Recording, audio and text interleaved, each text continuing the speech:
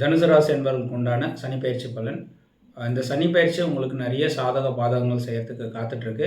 அது என்னென்ன சாதக பாதகங்கள் பார்க்குறதுக்கு முன்னாடி நம்ம யூடியூப் சேனலை சப்ஸ்கிரைப் பண்ணிக்கோங்க. நிறைய பேருக்கு ஷேர் பண்ணுங்கள். பெல் பட்டனை கிளிக் பண்ணிக்கோங்க. ஃபஸ்ட்டு உங்களுடைய தனுசு ராசி லக்னக்காரருக்கு 3ஆம் இடத்துல சனி அமர்ந்திருக்காரு. இந்த 3ஆம் இடத்துல அமரும்போது உங்களுடைய முயற்சியையும் உங்களுடைய வெற்றியையும் கூட்டி தரத்துக்கு அவர் தயாராக இருக்கார்.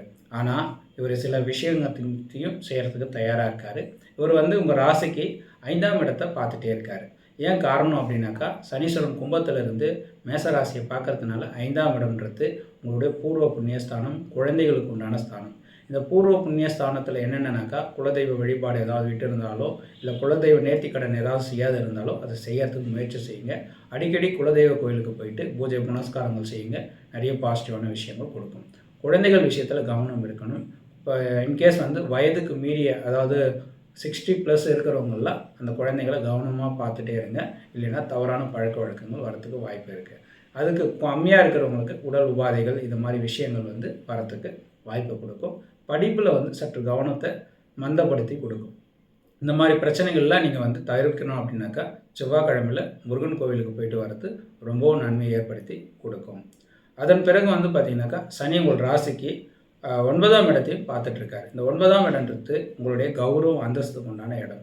இந்த இடத்த பார்க்குறதுனால உங்களுடைய மேலதிகாரி இல்லை பார்த்தீங்க அப்படின்னாக்கா, நீங்கள் அரசியல் தலைவர்கள், மூத்த நபர்கள்கிட்ட கவனமாக இருந்துக்கிறது நல்லது. அவங்களால சில பிரச்சனைகள் ஏற்படும். அவங்கக்கிட்ட கருத்து வேறுபாடு வச்சுக்காமல் இருக்கிறது நன்மையை உண்டாக்கும். தந்தையார்கிட்ட தேவையில்லாமல் கருத்து வேறுபாடு வச்சுக்காதீங்க. தந்தையார்கிட்ட முடிஞ்ச வரைக்கும் ஆசீர்வாதம் வாங்கிறது உங்களுக்கு அதிகமான பாசிட்டிவான விஷயத்தை கொடுக்கும். அதிகமாக கோவில் குளங்களுக்கு போகிறது நல்லதை ஏற்படுத்தி கொடுக்கும். அதே போல் இந்த மாதிரி உங்களுடைய தொழில் சம்பந்தமான விஷயத்துலையோ உங்களுடைய சில பிரச்சனைகள் விடுபடுறதுக்கு ஞாயிற்றுக்கிழமையில் சிவன் கோவிலுக்கு போயிட்டு நெல்லெண்ணெய் தீபம் ஏற்றிட்டு சனீஸ்வர பகவான் வழிபாடு செஞ்சுட்டு நவகிரகத்தை சுற்றிட்டு சூரிய பகவான்கிட்ட சிவபெருமான்கிட்ட ஒரு அர்ச்சனை பண்ணிட்டு வாங்க. தொடர்ந்து பண்ணிட்டு வாங்க. இது பெரிய பாசிட்டிவான விஷயத்தை ஏற்படுத்தும்.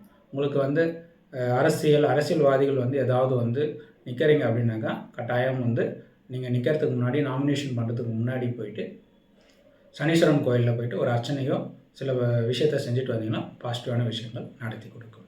அடுத்தது உங்கள் ராசிக்கு 12ஆம் இடத்துல பார்க்குறதுனால தேவையில்லாத பொருள் விரயங்கள், தூக்கத்தில் பிரச்சனை, இந்த மாதிரி விஷயங்களை கொடுக்கும்.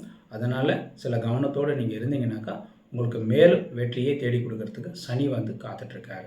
12ஆம் இடன்றது விரயஸ்தானம் மட்டும் கிடையாது, உங்களுக்கு அப்பப்போ தேவைப்படக்கூடிய செலவுகளையும் அதிகமாக அது ஏற்படுத்தி கொடுக்கும். அது மட்டும் இல்லாமல் உங்களுடைய நிம்மதியற்ற தூக்கம், நிம்மதியான தூக்கம் ரெண்டுத்தையுமே குறிக்கும். நிம்மதியாக தூங்கணும் அப்படின்னாக்கா உங்களுடைய இந்த மாதிரி பிரச்சனைகள்னால தூக்கம் கெடும். ஒன்று குழந்தைகளை நினச்சோ இல்லை உங்களுடைய தொழிலை நினச்சோ அதிகமான பிரச்சனைகளை மனசில் நினச்சிட்ருப்பீங்க.